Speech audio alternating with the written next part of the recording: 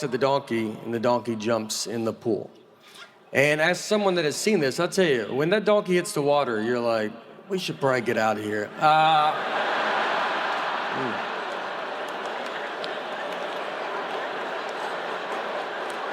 It's not as fun as you thought it would be.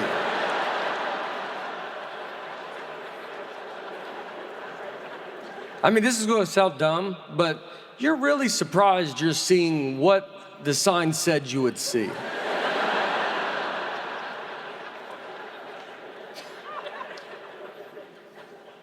PETA got a hold of that. They shut it down, and that was one I think everybody was like, fair enough, we get that.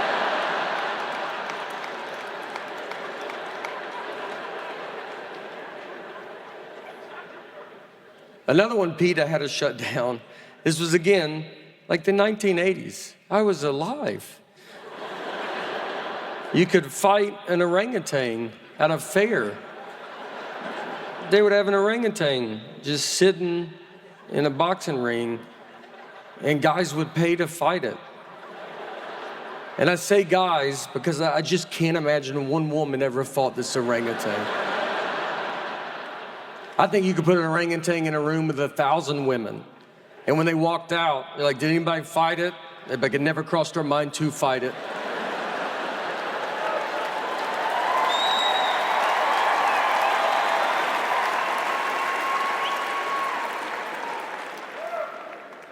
Put 3 men in that room.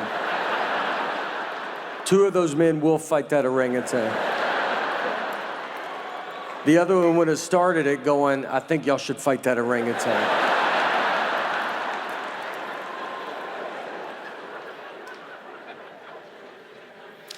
So guys get in there, and they're like, all right, we'll go fight this orangutan. And the orangutan would just knock everybody out.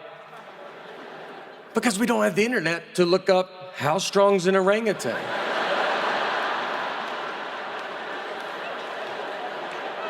It's all word of mouth back then. You had to meet a guy to just fought an orangutan. And you're like, but the arms are skinny. He's like, I know. That's what made me get in there as well.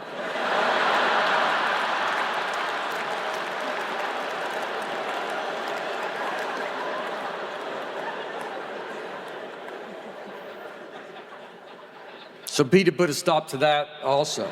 Yeah. Look, whatever you want to say about PETA, they did some real work in the 1900s.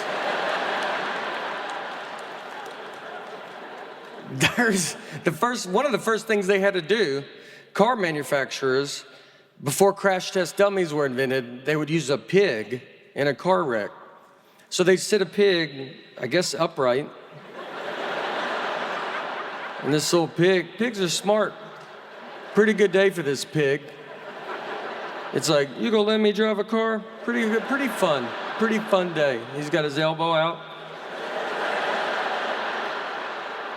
Are y'all kidding me right now? You gonna let me drive this car?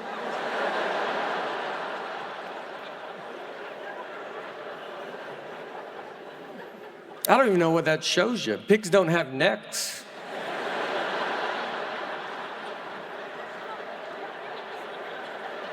That's what I was around when I was growing up. I mean, I look at my daughter and I have more in common with a pilgrim.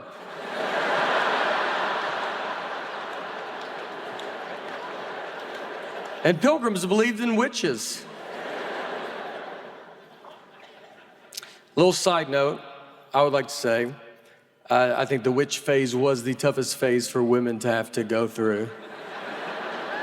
Not to get serious, but a lot of people say voting. I disagree. I think it's witch, then voting. I think it's witch, pretty big gap, then, voting. I mean, you jaywalk back then. The whole town was like, there's a witch. You're like, here we go, here we go. And I'll give it to them, because they could have flown away, but none of them ever did.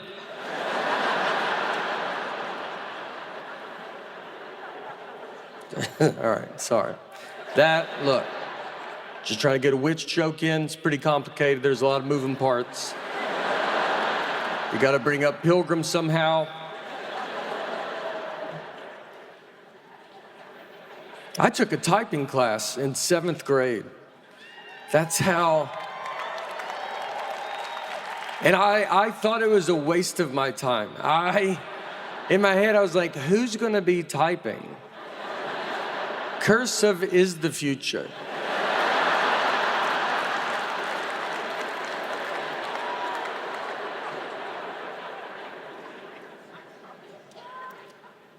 That's why I like, there's the future. I don't know what's going on. I don't know technology. I don't know what AI is. I don't think you get to know what AI is and also see a donkey jump off a high dive. I think it was one or the other, and I saw the donkey, so I'm out.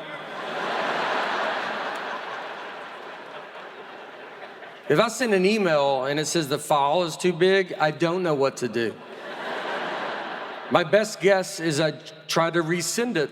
That's what I try to do. You know how dumb that is? The computer's like, no, and I go, what about now, though?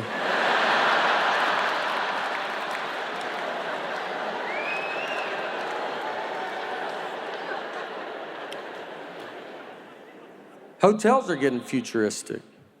A lot of hotels, when I stay at, now, when you take a shower, they have half a glass. So it's open, so the water gets on the floor. Because that's the future.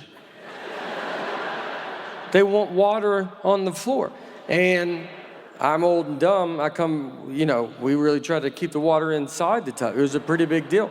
But now, they want the floors wet. That's what they want.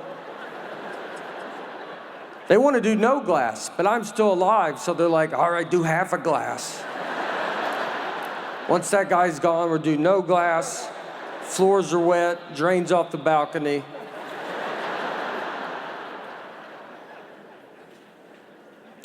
When I first started going on the road, I would have to do a wake-up call. That's how I got up in the morning. I'd have to call a guy I don't know and just be like, will you wake me up tomorrow?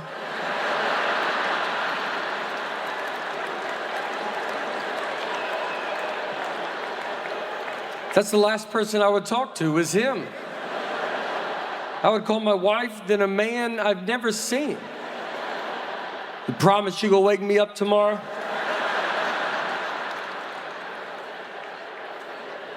We would tell each other good night.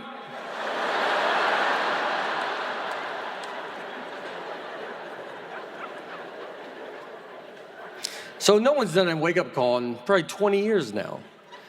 So there's a guy on the road with us, he's 24 years old.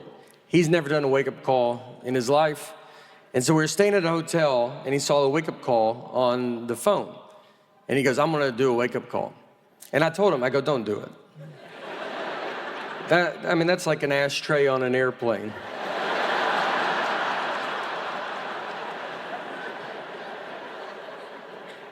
But he was like, no, I wanna do it. All right, so he set it up. Next morning, his phone rings, he doesn't answer the phone. He doesn't know that's the main part of your job.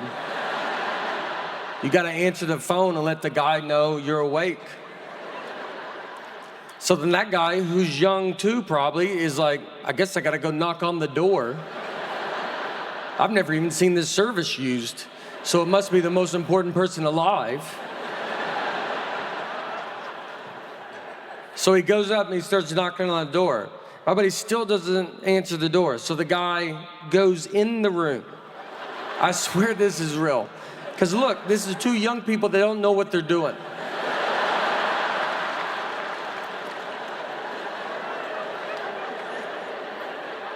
So he goes in the room like, do I have to touch this guy? Is that what a wake-up call is? I gotta touch a guy I've never seen in the dark? So I'd imagine he started making noises, just going, hip, hit now, hip, hip, hip, hip, hip. Hoping he doesn't have to touch this man. But he had to touch him, I swear. That's what he told me. He woke up to another guy going, hey, buddy. It's time to wake up.